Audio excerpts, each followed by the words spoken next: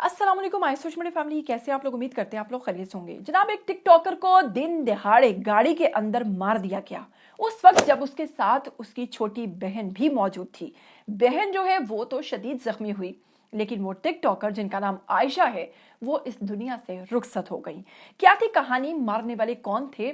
किसकी गैरत जाग उठी थी जिसने 4 साल पुरानी टिकटॉकर जिसने 1.3 मिलियन फॉलोवर्स के साथ अपना अकाउंट जो टिकटॉक पर वो चला रही थी, नो डाउट वो वहां पर फहाशी फैला रही थी, इसमें कोई शक नहीं। वो गंद फैला रही थी, इसमें कोई शक नहीं कि वो वहां पर नाजेबा हरकत कर रही थी। लेकिन क्या मामला सिर्फ इन चीजों का था? गैरत का मसला था या फिर मामला कुछ और था? आपको बताएंगे आज की इस पूरी वीडियो के अंदर कि असल में मामला क्या था। और अब उनके वालिद की जानिब से जो मुकदमा दर्ज करवाया गया है, जो एफआईआर दर्ज करवाई गई है, उसमें उनके वालिद ने क्या इंकशाफात किए हैं। जी हाँ, उनके वालिद ने तो 2 लोगों को नामजद भी किया है। इस पूरी कहानी को जानने से पहले अगर आप लोग चैनल पर नए हैं, जल्दी से इसको सब्सक्राइब कीजिए, बेल आइकन को प्रेस कीजिए। आने वाली वीडियोस के बारे में आपको पता चलता रहना चाहिए। सबसे पहले बताएंगे रावलपिंडी के थाना टेक्सला की अगर बात करें तो वहां पर दिन दिहाड़े एक टिकटॉकर को, जिसका नाम आयशा है, मकतूला को शुभसु बीबी भी कहा जाता है, और उनकी गर्दन में, मैं एग्जैक्टली वो लफ्ज़ नहीं बोल रही हूँ क्योंकि थोड़ा सा यूट्यूब पर इशू आता है, उसको दिन दिहाड़े रुखसत कर दिया गया इस दुनिया से, इसलिए मैं अल्फाज थोड़े चेंज करके बोल रही हूँ, ठीक है। पुलिस दुराई का कहना है कि जनाब इस टिकटॉकर के 1.3 मिलियन फॉलोअर्स थे और पुलिस ने इनका मुकदमा दर्ज कर लिया है। अब लोग यहाँ पर ये कह रहे हैं कि जिस बंदी के 1.3 मिलियन के फॉलोअर्स थे, उसके नमाज जनाजा में सिर्फ चंद लोग मौजूद थे। जी हाँ, वहां पर सिर्फ चंद लोगों ने इनका नमाज जनाजा अदा किया। पुलिस राय के मुताबिक कहा जा रहा है कि टिकटॉकर की छोटी बहन 15 साल अस्मिया जख्मी हुई हैं, जबकि एफआईआर में यह भी कहा गया है कि बेटी शमसू को टेलीफोन करके काशिफ यानी कि उर्फ काशी नामी शख्स ने बुलाया, जो बहन और भाई को लेकर साथ गई और गाड़ी में उसके वो दोनों बहन भाई मौजूद थे। निजी पेट्रोल पंप के करीब मोटरसाइकिल सवार जो 2 लोग थे, उन्होंने इन पर हमला किया, जिसके बदले में टिकटॉकर आयशा यानी इनकी बेटी इस दुनिया फानी से रुखसत हो गई। एफआईआर के मुताबिक इनके वालिद कहते हैं कि गाड़ी जो है, क्योंकि फिर उसके बाद जाकर आगे एक डिम्पर था, उससे जाकर टकरा गई और वहां पर टकराने के बायस बेटी भी जख्मी हो गई और उसको शदीद चोटें आई। ताहम अगर बात करें इस टिकटॉकर की, तो महज 4 साल के अंदर 1.3 मिलियन फॉलोअर्स इकट्ठे करना कोई आसान बात नहीं। सोचिए कि ये कैसे हो सकते हैं। एक तो बात साफ है कि किसी अच्छे कंटेंट से सिर्फ इतने कम वक्त में आप इतने फॉलोअर्स नहीं बना सकते। हाँ, दूसरा रास्ता शॉर्टकट है। शॉर्टकट से 4 माह के अंदर या 4 साल के अंदर आप मिलियंस पर जा सकते हैं। उनमें इसी, अब ये खातून इस दुनिया में तो नहीं है, इसकी बुराई नहीं करनी चाहिए, लेकिन मैं ये सिर्फ कहना चाहती हूँ कि बुरे काम का बुरा नतीजा भी होता है। और आप सोचिए कि एक खातून जिसके 1.3 मिलियन फॉलोअर्स थे, उसके नमाज जनाजा में कोई भी मौजूद नहीं था, वहां पर सिर्फ चंद लोग मौजूद थे, जो कि मेरे लिए बहुत ही तकलीफ दे था। इसके साथ ही जनाब वालिद कहते हैं कि बेटी जो है, इसका पैसों का लेन देन था, यानी कि ये जो काशी नामी शख्स था, इसके साथ उनका लेन देन था और बेटी ने बारहा उनसे कहा या उन्होंने इनसे कर्ज लिया।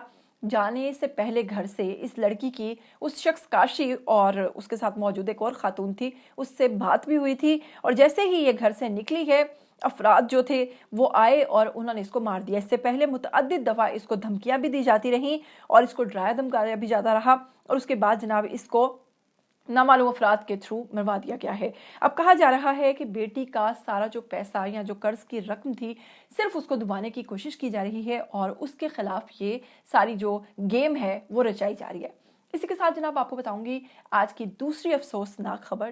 तो आज की दूसरी खबर है मारूफ स्टेज डांसर अरूज खान के हवाले से, जिन्होंने नासिर नामी एक शख्स को नामजद किया है और उनके खिलाफ 15 अगस्त 2026 को एक रिपोर्ट दर्ज करवाई है। जी हाँ, वो कहती हैं कि सब्जाजार से उनका ताल्लुक है।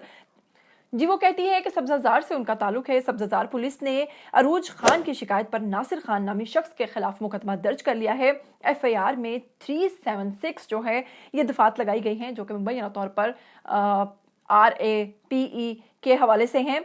और इसके साथ अरूज खान के मुताबिक जो है मुलजिम ने पहले उनसे दोस्ती की, फिर बादशाह उन्हें अपने घर बुलाया और इल्ज़ाम है कि मुझसे मुतल्लिक जो उन्होंने इस तरह से मुझे घर पर बुलाकर मेरे साथ बदफेली करने की कोशिश की। सबसे अहम इल्ज़ाम यह है कि अरूज खान के मुताबिक मुलजिम ने इन्हें नशा व अशिया भी और जूस में मिलाकर दी और बाद इनके साथ इस तरह का नीम बेहोशी में बदफेली का अमल किया, जिसके बाद वो शदीद तशद्दुद का शिकार भी हुई हैं और बाद उन्होंने उनकी वीडियोज़ और तस्वीर भी जो शेयर हो रही हैं उसमें देखा जा सकता है कि उन पर बदतरीन तशद्दुद हुआ है। 2026 का पुराना मामला भी सामने आया है। इस केस में एक अहम बात, पुलिस ने ज़राए के मुताबिक नासिर खान का 2024 के एक मुबैना फायरिंग के वाक़े में भी मुलव्विस पाया गया है और कहा गया कि अरूज खान के घर पर दिन दिहाड़े फायरिंग की गई थी और इल्ज़ाम था कि ये वाक़या जो है ये भी इसी शख्स से ताल्लुक़ रखता है मुबैना तौर पर, और धमकियों के पस मंज़र भी जो है वो सामने आए हैं। यानी कि मौजूदा शिकायत में अरूज नासिर जो हैं यानी कि अरूज खान सिर्फ मुबैना ज़्यादती ही नहीं बल्कि ब्लैकमेलिंग, धमकियों और माजी के मुबैना हमले के मामले में भी उनको जोड़ा जा रहा है। साथ ही पुलिस की कार्रवाई अब तक तहकीकात जो शुरू कर दी गई हैं। पुलिस ने नासिर को गिरफ्तार कर लिया है, छापे मार रही है और गिरफ्तार कर लिया है। गिरफ्तारी की हतमी तस्दीक अभी नहीं हुई है, लेकिन कहा जा रहा है कि जी हो भी गया है और नहीं भी होया है। और इसके साथ ही जनाब इस खातून ने नासिर नामी शख्स के ऊपर जो इल्ज़ामात लगाए हैं, पहले ये लोग दोस्तियां करती हैं, फिर बाद ये लोग कहती हैं कि जी हमारे साथ इस तरह से हो गया है। और आप खुद सोचिए कि आप किस तरह के काम कर रही होती हैं और फिर किस तरह के लोग आपको देखने आते हैं और फिर उनकी दोस्तियां भी तो उसी तरह की होंगी।